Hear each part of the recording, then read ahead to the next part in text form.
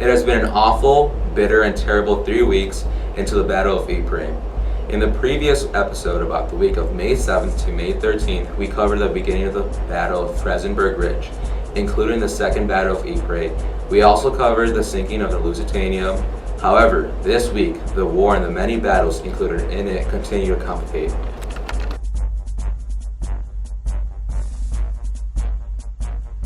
This week's highlights included the Western Front, the Second Battle of Ypres, the French and their allies. The Belgians advanced to Hetzos and Steenstraat.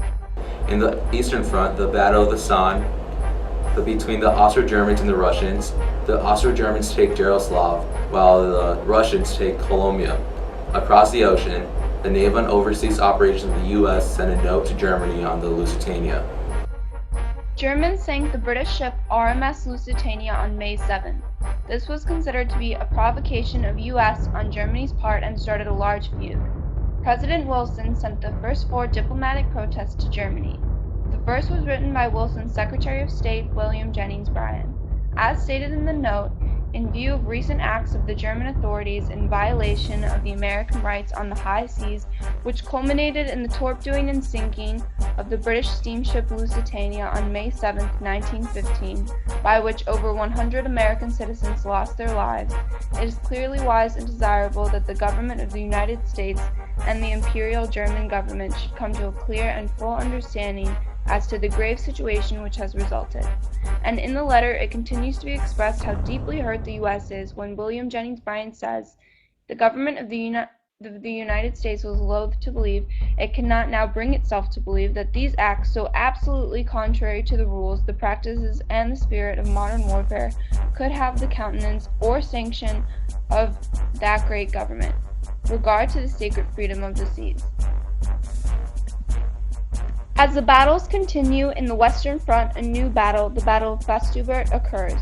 The British successfully attack the Artois region of France. This is the British's first night attack.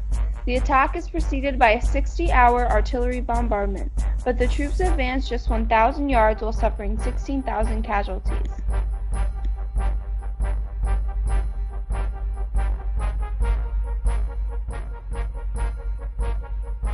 Meanwhile, the French occupy Hetzos and the Russian left drives the Austrians onto the Dniester.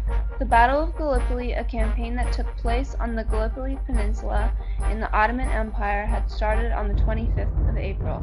Today, the Major General W.T. Bridges, who is the commander of the 1st Division's body of the battle, was found and buried in the Royal Military College in Duntroon, Austria.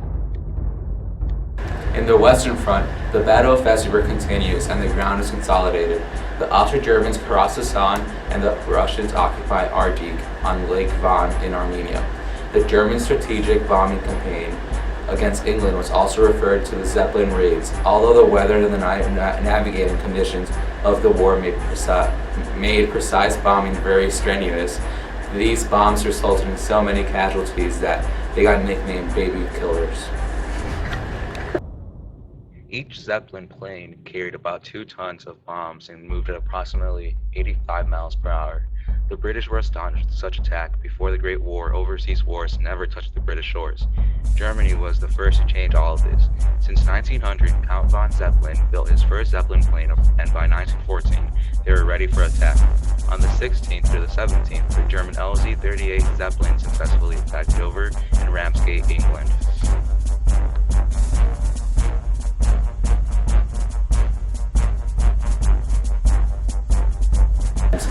England. The Battle of Festubert continues. The British advance to the Lequinc-Leroux-Bethune road. On the Eastern Front, the Austrians drive Russians from Sinois, and the Southern Front, the Turks attack at Gabatip. Later, the Battle of Gallipoli gets much more complex. The Turks launch an attack at the landing of Anzac Cove, otherwise known as Gabatip.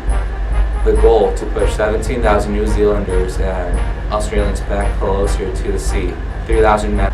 On the Western Front, the British still continued to make a strong attack and advance to enemy territory in the Battle of Festubert. On the Eastern Front, von Mackensen, the General Field Marshal of Germany of the German 9th and 11th Armies, captured Przemysl against the Russian attackers. It has been an awful week for the Central Allies, and as the Central Powers continue to put up a fight. This week, blood spills on the battlefield. Thousands of men lay restless in forever-ending sleep, adding new names on the list of casualties. See you next week.